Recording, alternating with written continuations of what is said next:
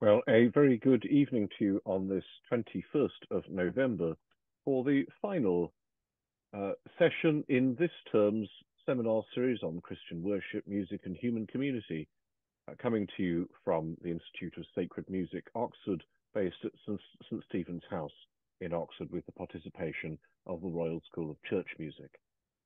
Today, it's our great delight to welcome the Reverend Canon Dr. Victoria Johnson, who will speak, as we can see from this lovely slide, on the title Towards a Liturgical Missiology. Dr.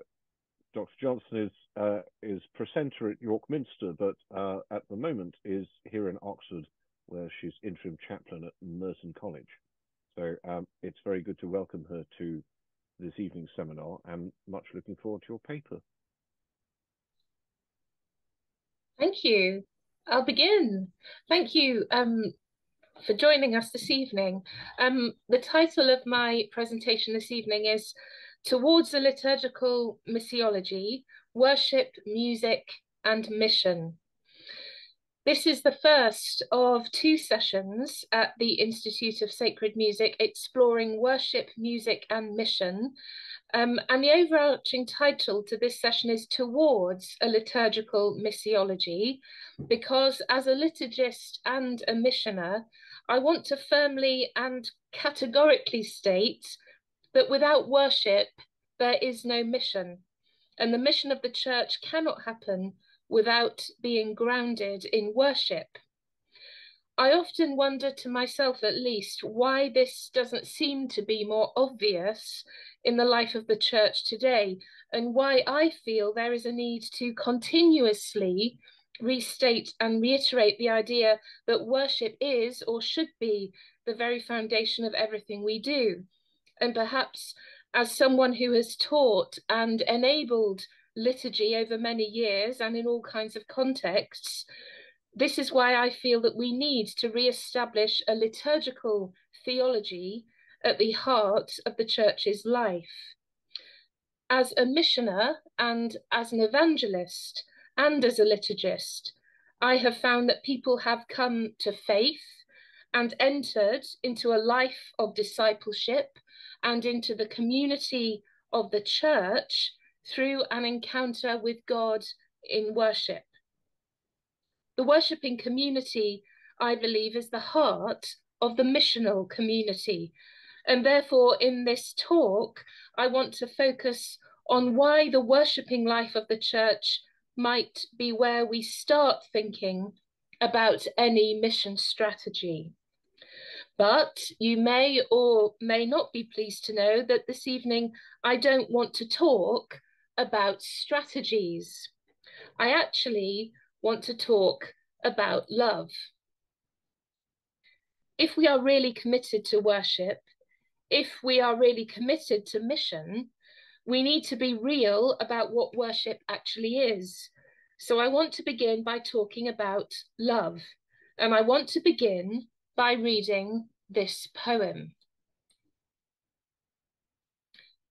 How do I love thee? Let me count the ways. I love thee to the depth and breadth and height my soul can reach when feeling out of sight for the ends of being and ideal grace. I love thee to the level of every day's most quiet need by sun and candlelight. I love thee freely as men strive for right. I love thee purely as they turn from praise. I love thee with the passion put to use in my old griefs and with my childhood's faith. I love thee with a love I seem to lose with my lost saints. I love thee with the breath, smiles, tears of all my life. And if God choose, I shall but love thee better after death. You may know that poem by Elizabeth Barrett Browning, ostensibly about the love that she had for her husband. But for Barrett Browning, a faithful Christian with a lively theological mind, the many forms of love which we experience in our earthbound life were consummated most fully through the love of God, the love from which all other loves come.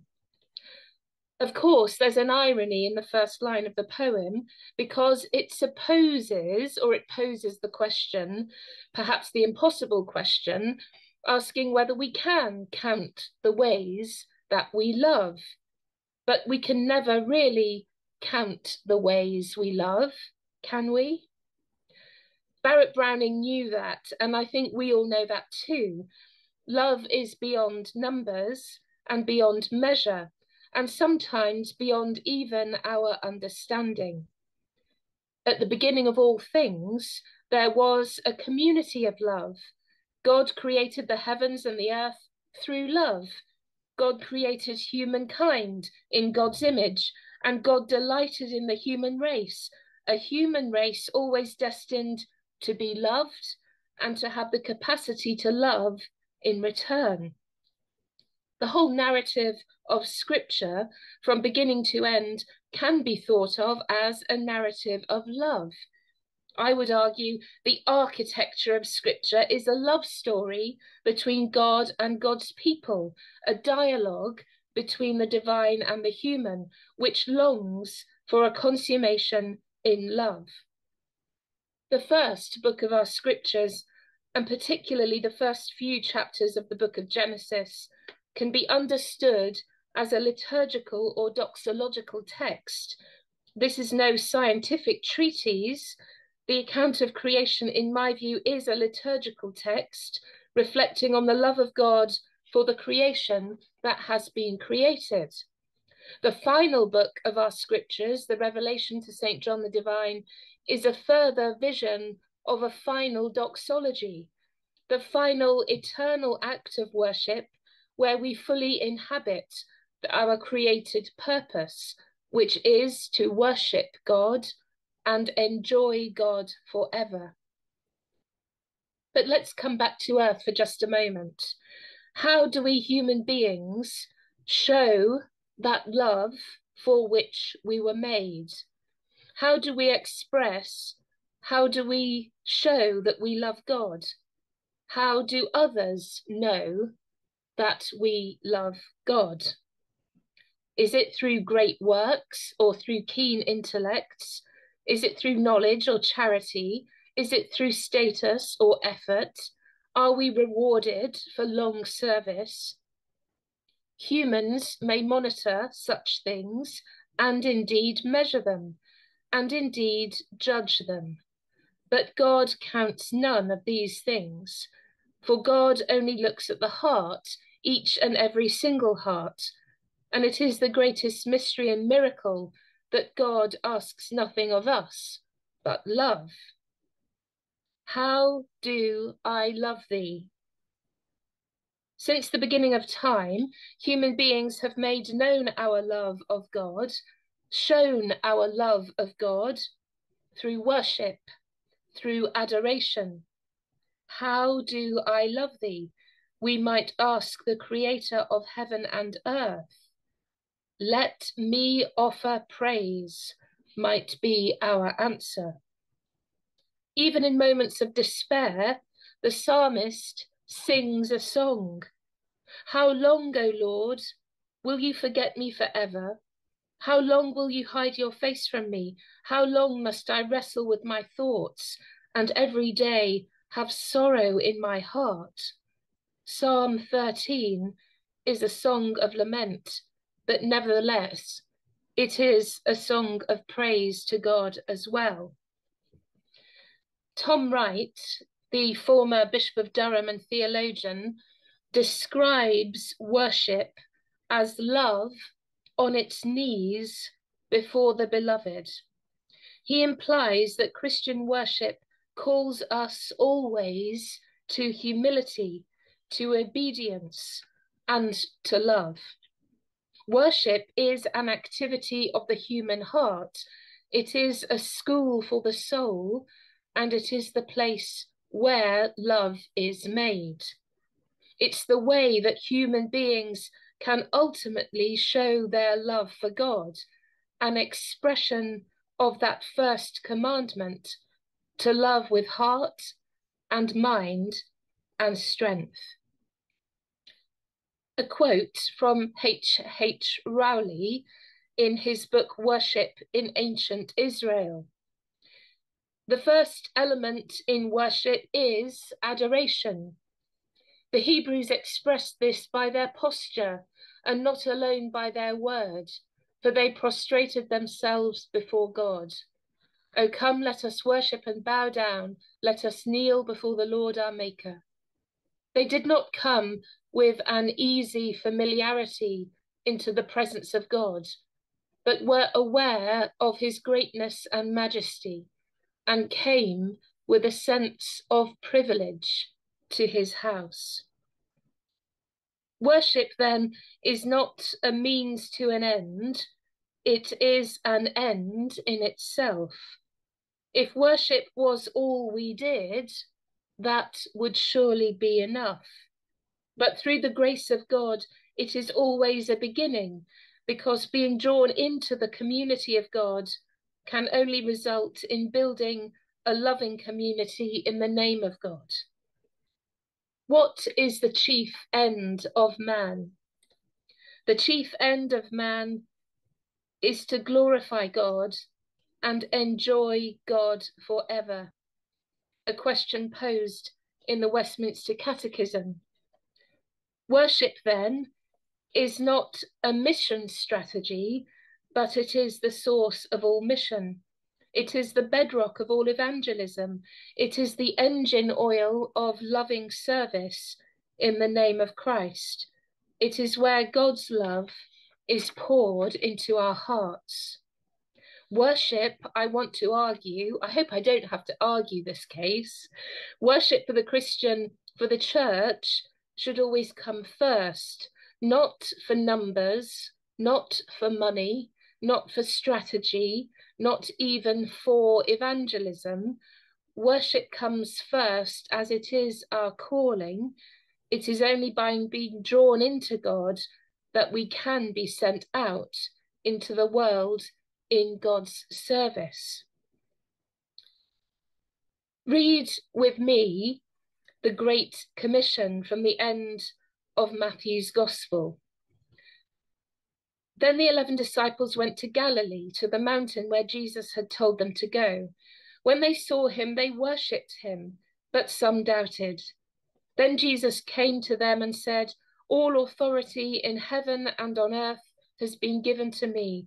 Therefore go and make disciples of all nations, baptizing them in the name of the Father and of the Son and of the Holy Spirit, and teaching them to obey everything I have commanded you. And surely I am with you always to the end of the age." The Great Commission in Matthew's Gospel is often used as a text, exemplifying the call of the Christian disciple to go out into the world to baptize. It is a key missional text, but we often slightly overlook the first call. The disciples worshipped, and worship, we are told, was not a perfectly homogeneous exercise where everyone thought the same, because some of those disciples doubted. And yet Jesus came to them all and commissioned them all nonetheless. He didn't say, "I'm only going to commission those of you who don't doubt. All you need to be my disciples is a heart for worship. Worship is the thing which draws in and sends out. The worship of Christ, crucified, risen, ascended, and glorified, is the foundation of all mission." I sometimes think the church has focused a great deal in recent years on the second part of the Great Commission, and perhaps taken its eye off the ball in relation to the first part. When they saw him, they worshipped him.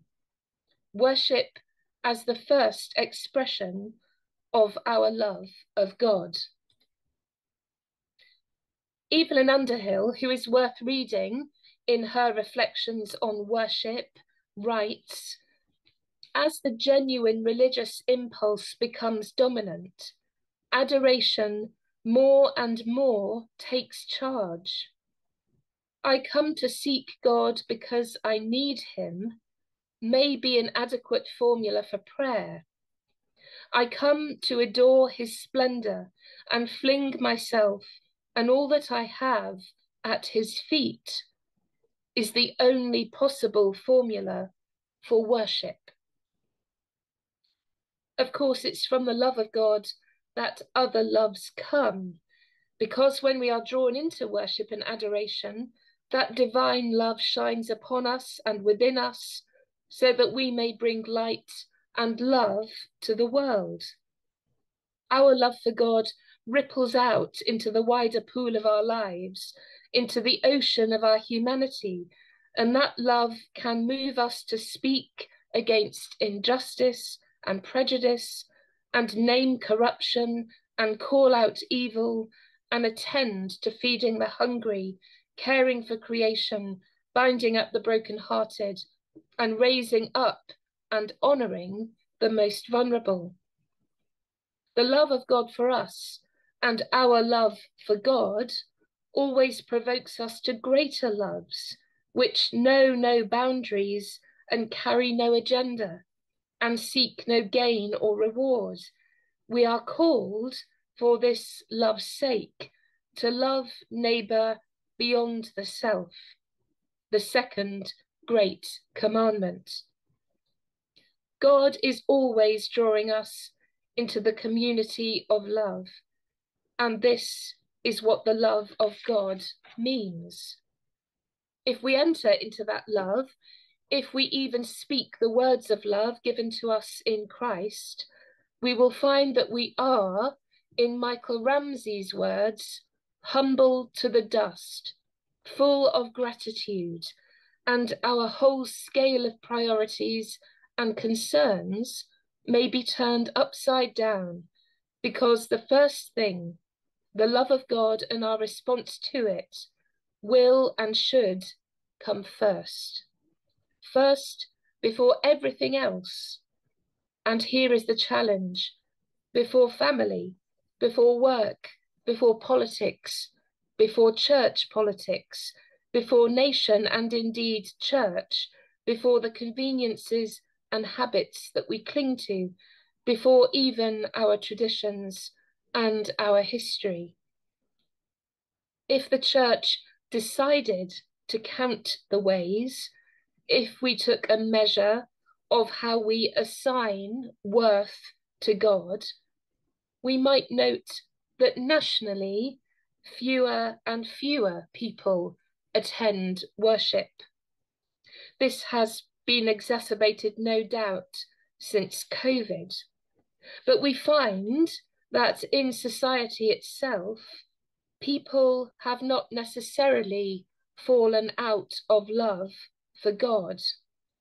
So how can we, as practitioners, make worship and prayer the priority of the church once again?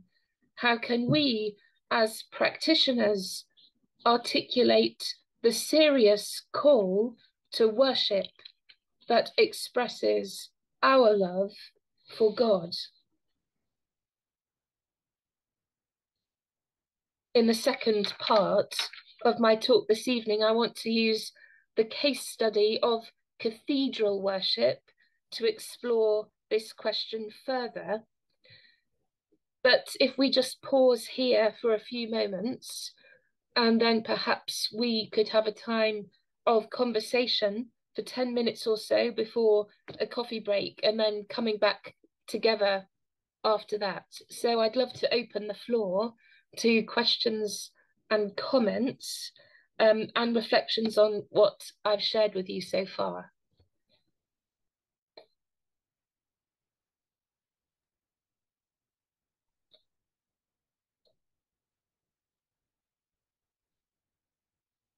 Victoria, thank you so much. Might you like to close the presentation for a second for us to see each other better, and then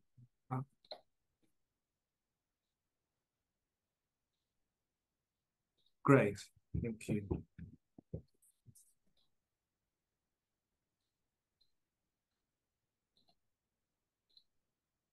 I think that was very powerful, very interesting, very strong start to make worship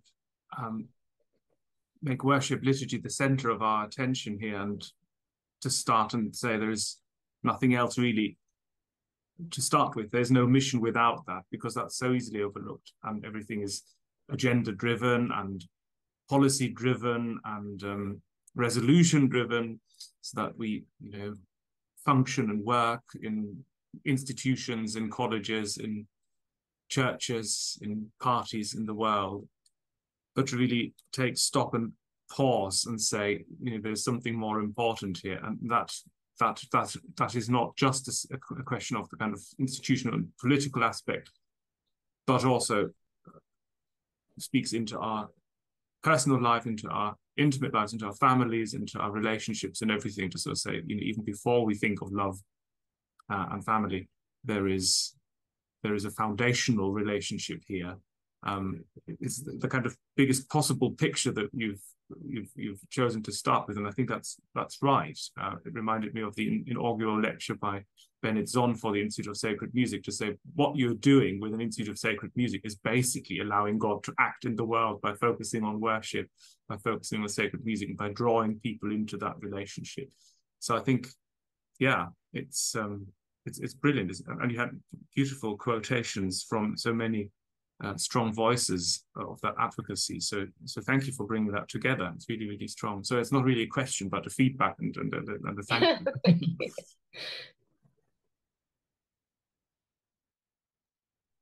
I wonder how we speak gently and yet very firmly to some of the people who think that the latter part of the Great Commission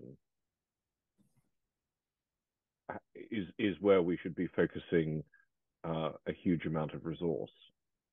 What's the way to start doing that for instance, in a local context? What do you reckon? I think in a local context, this is from my own experience, it's probably easier, because I think in a local context, we're bound to worship in communities where we can articulate what we're for in that place, and how worship both draws us together and then sustains us for mission. I think, and again, I'm sort of talking a little bit from experience and also from observation, that I think on a bigger level, the worship that is the foundation of all that we are as a church is perhaps, and I stated this a little strongly, is taken for granted. And I think, and I'll talk about this in the second half, really. The reality is that I think worship is still something that draws people into God's life who have no experience of church or worship. And I'll talk about evensong as a case study in the second half. I think there are lots of different kinds of worship that draw people in, and it's only through that formation that the church can be sent and prepared at it for mission. So I don't know how that case is stated, but I suppose I'm attempting to call us back to first principles, and then go from there. And sometimes it feels like that balance is a little bit out of kilter, where our focus is perhaps so driven by getting numbers that becomes the driver, rather than the act of adoration. I sort of still have faith that if we adore and love God, things will happen. That may be a bit old-fashioned these days, I don't know.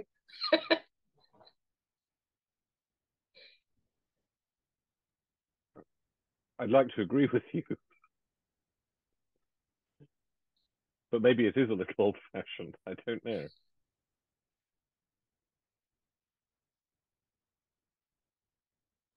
Have others got reflections or thoughts that emerge from the first part of this talk? I was just struck, if I may, just to build on what Andreas was saying about going back to first principles, and actually the huge challenge in that. It was a huge challenge in biblical time. You talked about, it comes before everything, and that the size of that challenge, actually, yeah, I found that very powerful.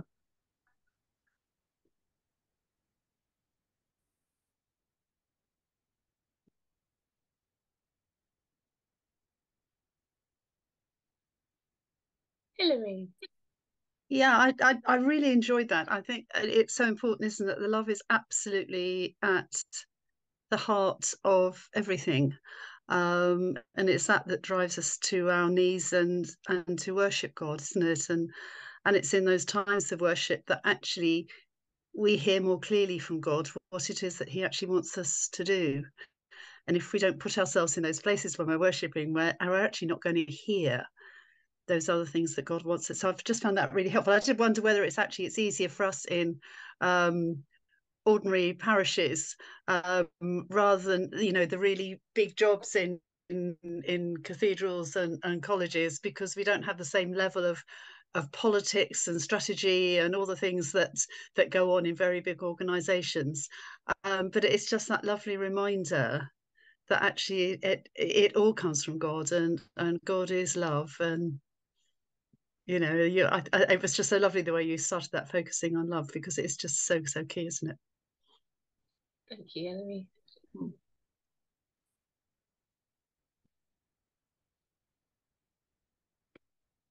Ben Phillips raised a hand. Hello, Ben. Hello, Vicky. Wonderful first half. I just wanted to pick up something that Hilary just said, which I thought was beautiful. And she was talking about about the parishes not having strategy and planning. And I do wonder, and I'm not going to ask anyone to kind of move forward or try and answer this, but does the strategy and planning in places which are well resourced sometimes get in the way of that adoration? And I do want, and just as a final thought, I was thinking this as you were speaking earlier. How do we keep that joy and that wonder and that adoration up when we are in places where there is worship happening several times a day? How do we stop it just being ordinary at every time and it being actually extraordinary? Something I used to think about in a former life, but now I've got more time to stand back from it now. Have you got any ideas, Ben? If I did, I don't know really. I think we've had some great stuff here about capturing it at the grassroots, but we need something more, and it's going to come from prayer, it's going to come from study, and it's going to come from each and every one of us telling our friends, telling our neighbours, telling those of us next to one another in church how important this is. And when they're on about the next battle, we need to be rooting everything back in prayer and worship. And, we still, on the whole, can get round one altar, and we can all still join together in praying the offices. That gives me heart. That gives me gladness. That gives me, strength to keep going and believing in this expression of, of Christendom. Oh, I think I might have frozen. Okay. You're still there, Ben. Thank you. Okay. Would anyone else like to reflect or comment? Hilary. Yeah, it was just really interesting what he's just said. I think it is really clear to me that those meetings we have in church that start with worship always go so much better than if, say, a meeting doesn't start with worship. It is normal, but just every now and again. And they never go as well. Is that coincidence? I don't think so. I'm chair of governors in our village federation of schools. We're church schools, so I've just literally come straight from a full governing body meeting, and we always start with the odd meeting that's not an FGB meeting that doesn't. They never quite go in quite how you would like them. There is something about starting with prayer. There is something about starting with worship that puts God at the centre of everything. And when God is at the centre of our thinking, we actually behave in a different way, don't we? And we make different decisions.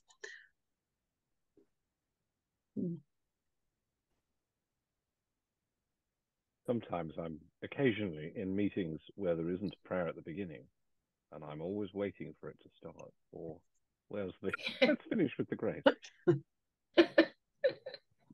And it's not fair. These are cultural liturgies of some variety, aren't they? Yeah. Yeah. Great. Welcome back, everyone. It's 8:15. So I'm going to carry on with our second part, where I want to use cathedral worship as a case study for thinking about liturgical missiology. So cathedrals are an interesting phenomenon and interesting places to work. I could tell loads of stories. I've worked in 2 cathedrals now, in Ely in Cambridgeshire and now at York Minster. Prior to COVID, cathedrals were growing places, growing in terms of drawing people to worship. You can find all this information in the Church of England statistics for mission, where cathedrals prior to 2020 were showing an incredible surge in the number of people who attended worship. Since COVID, in many places, cathedrals are back on track. We're very fortunate in York to be back at pre-COVID numbers.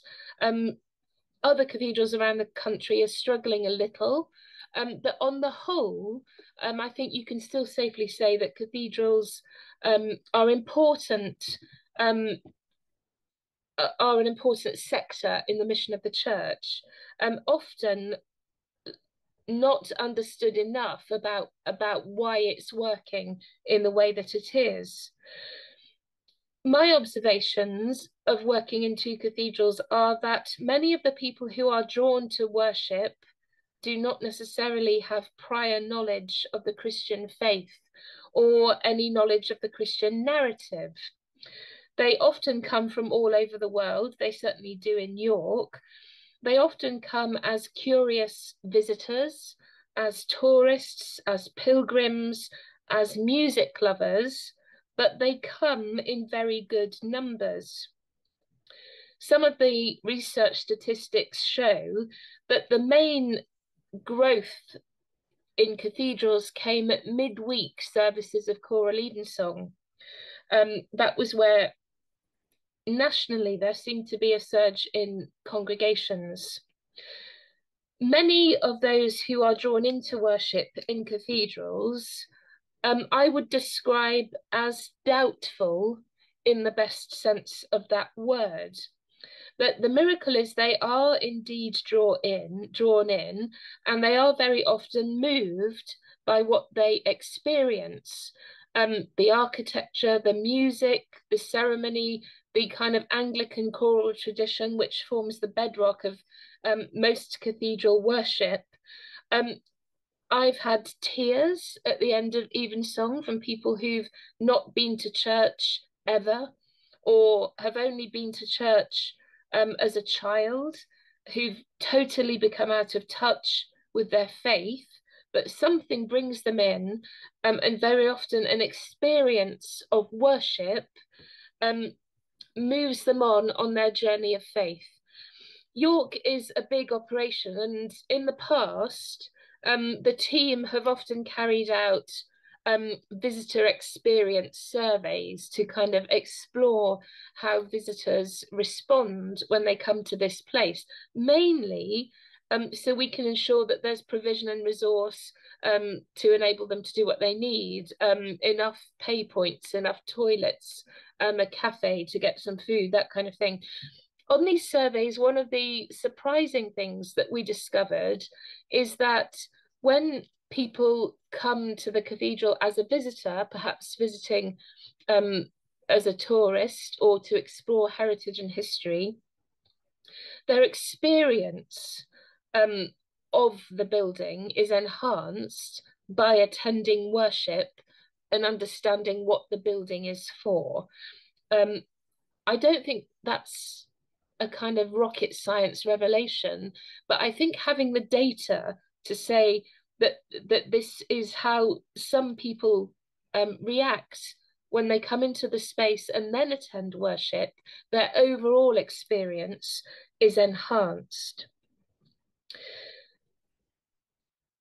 I think it's one of the most amazing Church of England statistics around at the moment, which is often undershared, probably because there's not a clear understanding of why it happens.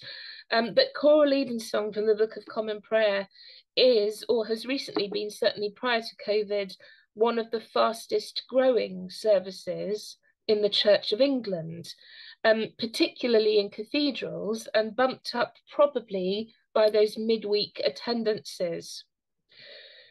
The mystery, the music, the poetic language, the tradition, the unjudgmental nature of cathedrals seems to draw people in and somehow tap into our very human desire to kneel before the Lord, our Maker. So we see this in York Minster and we do cherish it. For many of those tentatively coming into what they think of as a cultural experience, they are drawn in to prayer and worship, and spiritual questions are raised for them. And at the end of the service, as we're kind of shaking hands and wishing people goodbye, we often field many of these questions. People are moved to tears, as I've said. They ask questions. They're curious about what we've just done. People seem to fall down on their knees before the God they didn't know they believed in. If you'd like to find out more about this phenomenon specifically and the phenomenon of cathedrals, I'd love to recommend, it's kind of 10 years old now, but still relevant. It's called Spiritual Capital, a report from Theos and the Grubb Institute, which explores the presence and future of English cathedrals. Interesting because worship is an important part of that research. So as I said, we have been doing pretty well in York with our numbers of late post-COVID, but does that really matter? Is our mission to get more numbers in at any cost? Is our mission economic, a numbers game? Or is our mission simply to be faithful, to love God and have faith that God will do the rest? Is not the love of God the best witness to our faith and the best measure of our health as a church? I want to tell you from experience in 2 cathedrals that cathedral ministry is not just about big numbers. There is something about the vocation of a cathedral that can perhaps help us understand our vocation to worship more broadly. Jesus said, "When 2 or 3 are gathered together in my name, there I am in the midst of them." In cathedrals of all places, we know this to be very true, because cathedrals of all the ecclesiastical entities of the church seem to have an increasingly unique vocation. We're not just about the big services or the helter-skelters or the Museum of the Moon or the gin festivals. Underneath the bonnet of a cathedral, you find a rather surprising engine. Day by day, in the cathedral where I work, we offer prayer and worship morning and evening in the form of the daily office, and we break bread together daily. We are never closed, barring global pandemics. And even if we have to close for example, York St. John graduation ceremonies, we ensure, or I ensure, that's part of my job, that worship will happen and the offices are said in some form or another. We are open to everyone 7 days a week, 365 days a year. That's more than Tesco, I say to people. The reason is worship, but not necessarily the big ticket services. Worship is our primary purpose in this place, and it's written into the statutes and my job description. And even when no one comes to join us, even when people have other priorities, even if it's not everyone's cup of tea or isn't a convenient time, we say morning prayer at 7:30 in the morning at York Minster, but it is a public service. We carry on.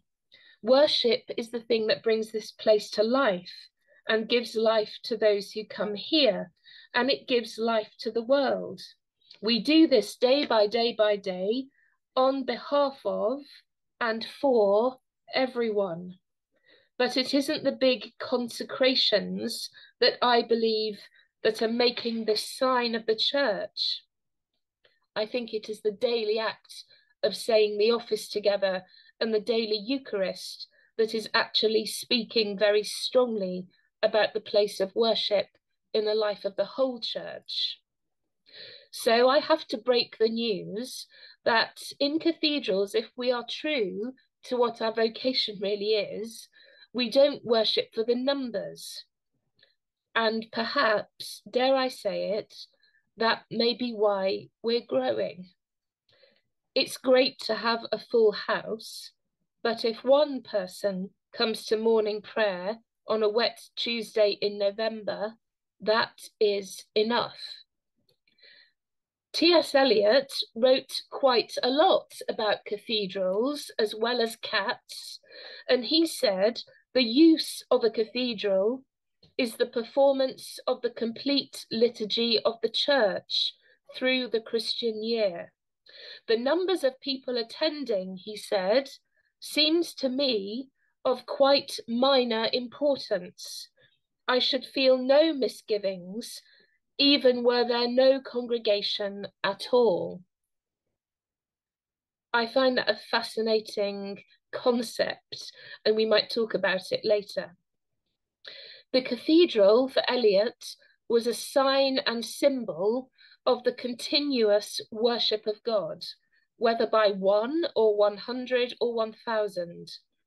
Perhaps we are called to be a sign and symbol of the continuous worship of God and an embodiment of humanity's vocation to love God with heart and mind and strength, 7 days a week, not 1 in 7, a sacrifice of praise and thanksgiving on the altar of the Lord. Perhaps we are called to be part of the sacred heart of culture, a gift for all those who cannot or choose not to be present. We worship to show our love of God and humanity's capacity for love. When I see people kneeling in prayer and approaching the altar with such awe and reverence, or lighting a candle, when I see what is brought into worship and how people prioritize worship against all the other demands of their time, the places they've come from, the problems they're facing, their suffering, the endurance that they bear, the hopes that they have, the joys that they celebrate, when I see all this, I remember why we are here. And I remember that this worship thing that the church is called by God to do is truly a priceless gift and our true purpose. Oscar Romero said, "Let us not measure the church by the number of its members or by its material buildings. That doesn't matter. What matters is you, the people, your hearts, God's grace giving you God's truth and life. So don't measure yourself by your numbers.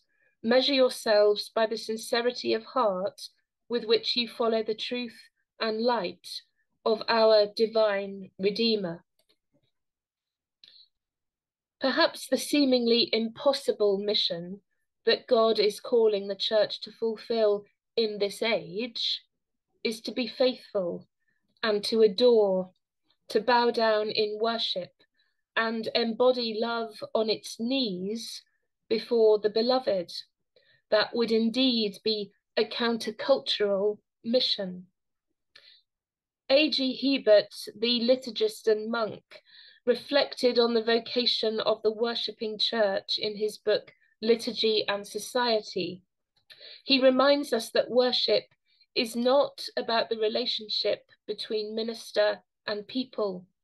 It's not about the relationship between church and people. It's about the people and God. The note of adoration runs through the liturgy, he says. Whenever this is lost, the temple becomes a preaching house, and praise gives way to edification. That quote reminded me that the Church of England is not necessarily the BBC, and our purpose is not purely to educate, entertain, and inform. Our purpose, I'm arguing, is adoration and worship. Hebert also suggests that the power of the incarnation means that there is no divide between sacred and secular as such. All things belong to God, he says.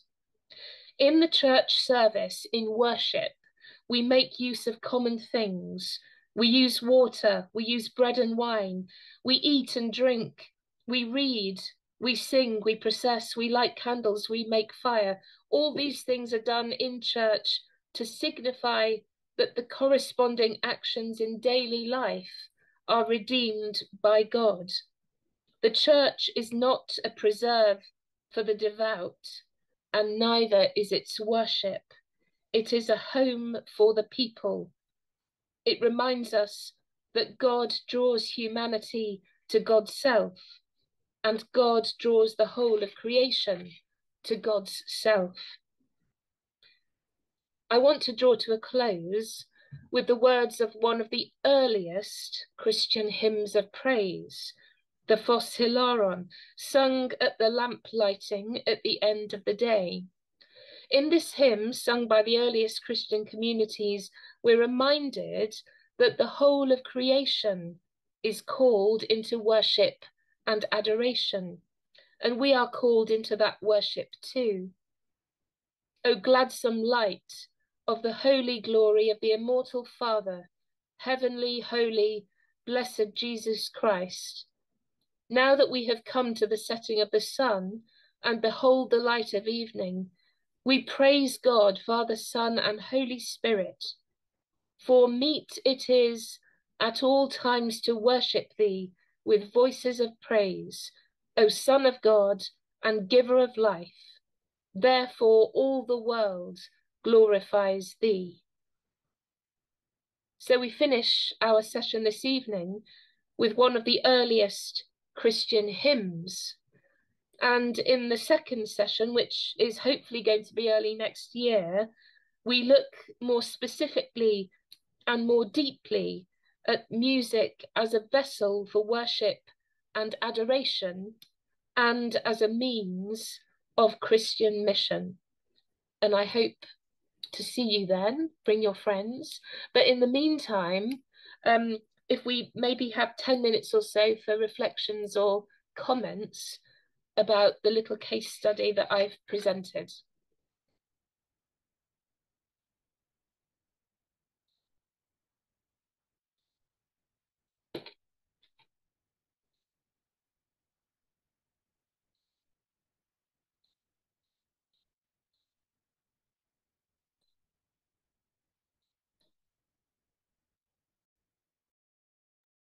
Thank you very much.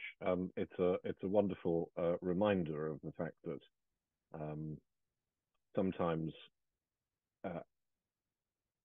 the wonderful term active participation can mean turning up, or even expecting that someone is there doing it for you, as in, say one for me, Father. But if they turn up, they can just be, and that's a very appealing thing for lots of people in a world where stimulation that requires a response is very important, and actually where lots of liturgical habits that the church has at the moment are responsorially driven, as it were. I remember a bishop coming to take a confirmation who said, "Which Eucharistic prayer do you usually use here?" And the answer was given, and the bishop said, "Let's have something different," which is, of course, not in the booklets on which people were immediately reliant, even with what was planned. And these sorts of experiences force you to think about what it is that we expect from people who turn up, from as you remind us, the widest possible range of experiences, and with the widest possible range of expectations of what they're going to get. That they get somehow that it's important or valuable or possessing some form of cultural or spiritual capital, as that report puts it. I totally recognise what you've said. Even in the context of daily choral evensong, a habit of ministers in the church is to assume that people know the responses to prayers, and of course they don't. That's because they haven't inhabited that world, and I think whenever leading worship or thinking about worship, it is a contextual thing, but I love the idea. I'm increasingly thinking about worship, particularly in a cathedral context, as something approaching vicarious very often, and that however small the Christian community gets, we are still worshipping for everyone, in that say one for me way, and I think that's why the surprise under the surprising engine in a cathedral is the daily office. It's the daily morning prayer, evening prayer, a daily Eucharist, to which, on the whole, very few people come.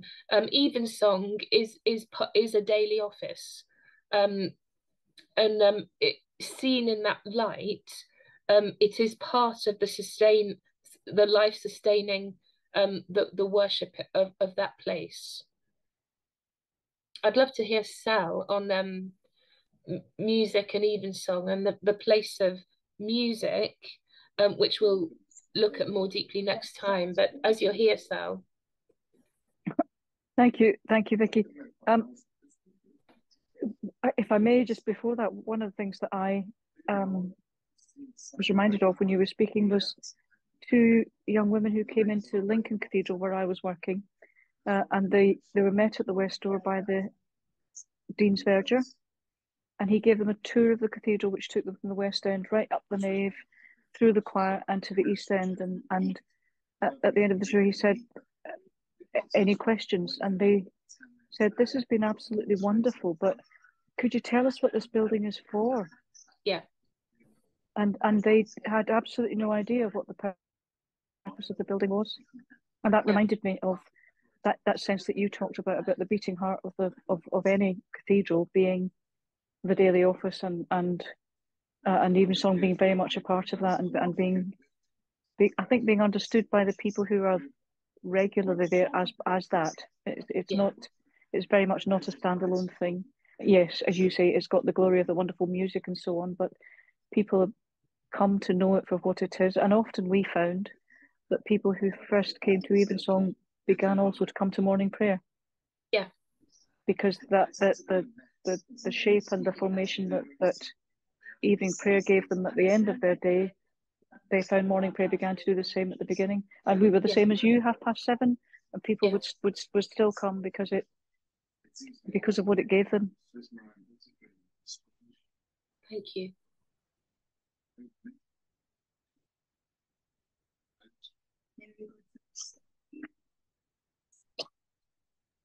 May I just say something? First of all, thank you so much for this evening. I can't tell you how much it's encouraged me to listen to someone actually saying the traditional values are really something that we can still hold on to.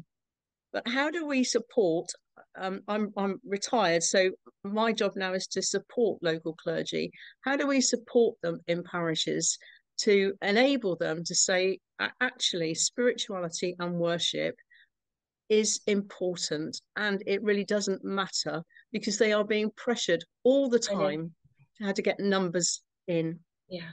And I'm working with a clergy now, a lovely man, desperate to do God's will, and he doesn't actually. I'm almost ashamed to say we don't have some of the major festivals because he doesn't understand them, and he's desperately trying to do God's will, and I'm trying to encourage him to to actually go back to basics in some ways and to hold on to what he knows in his heart to be true. There's one for you.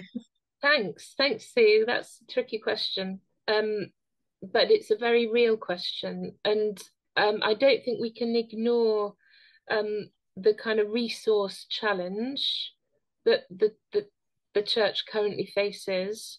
And I think with these questions about priorities and what is our priority, come more difficult questions. If you've got 10 churches, how do you is it about the place? Is it about the people? Is it about resource? I'm always drawn to the idea of intention. That there is an intention to pray daily. I don't think any one priest can do that in every church they have, but also make it known that that's what's happening. When I was in a parish, it's very hard to do this on your own without colleagues, and I think we were saying morning prayer each morning, and part of the discipline for me was ensuring that the door was open and that people knew I was doing it. It's a bit old-fashioned, isn't it? But some clergy used to ring the bell to show that they were praying, so people could hear that prayer was happening. So even if they couldn't come, there'd be prayers. They would know prayers were being said. But I think it is a challenge, and I think all we can do, and perhaps all we can do in discussions like this, is go out and be encouraging, that actually worship is central, and we would all be refreshed and resourced by mining down more deeply into our traditions, and then refreshing them for the world that we live in today. I don't think that's an answer to your question, Sue, sorry, but it's a really, really pertinent question. I don't know if anyone else has got the magic answer. Matthew, you're a National Worship Advisor. Tell us. I wish I knew. Sue, were you going to come back on that one? I will say something, but please come back. No, I just want to say thank you, because actually that's encouraging for me, because it means that it will help me and enable me to keep going, and to continue to pray for this. I mean, he's a lovely man, and desperately wants to do what God wants, and desperately wants to grow his church, but he's throwing out the baby with the bathwater, really. And so I will keep on praying and keep on encouraging and supporting. So thank you. Thank you.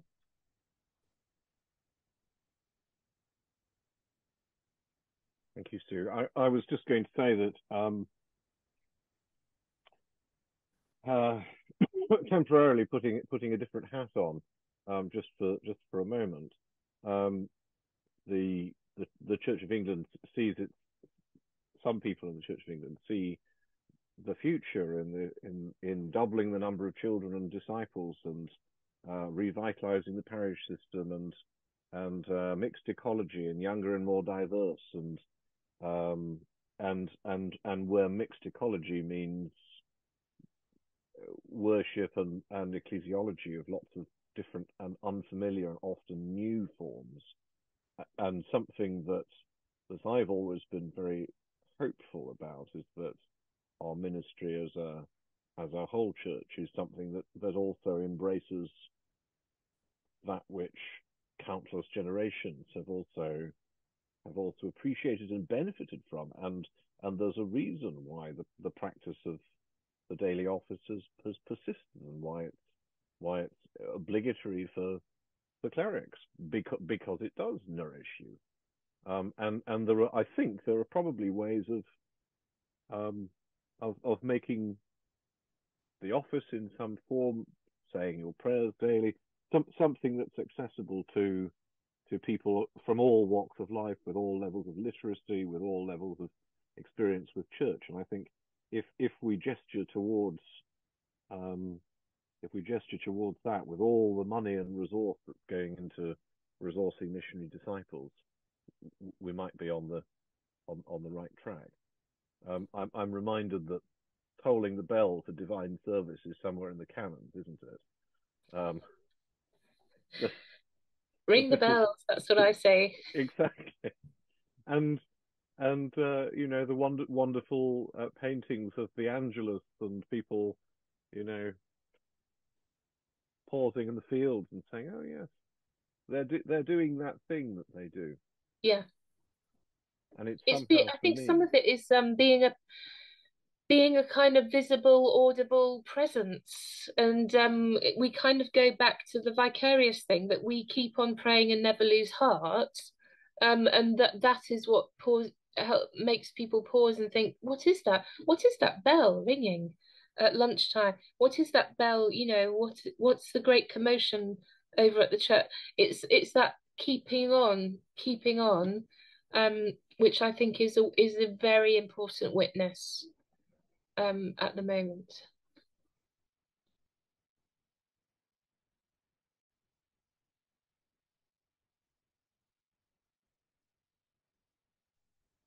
Well, Vicky, thank you very much for a talk that was going to stay with us in its various postulates for all the interceding time between now and your next visit to this gathering. I'm sure. I'm immensely grateful for your taking the time to be here with us this evening, and looking forward to the next one, where we'll talk a little bit more about music. And so that is it for this term's instances of this seminar on Christian worship, music, and human community, from St. Stephen's House in Oxford, brought to you by the Institute of Sacred Music, Oxford, in association with the Royal School of Church Music. A reminder that please tell your friends and relations about this series, and also about the Institute and its activities, the academic courses, PG Dip and the MA in liturgy and worship, which are available through St. Stephen's House, and all the details are on the website ismo.ssho.ac.uk. It remains for me to thank Vicky once again for being today's speaker, and to thank you all for being here, especially those who have made it through the whole term, and I'm very grateful for your various comments, interventions, questions, comments, and we'll look forward to writing to you all with the details of next term's fixtures at the ISMO. Thank you very much for being with us. Bye-bye. Have a good evening.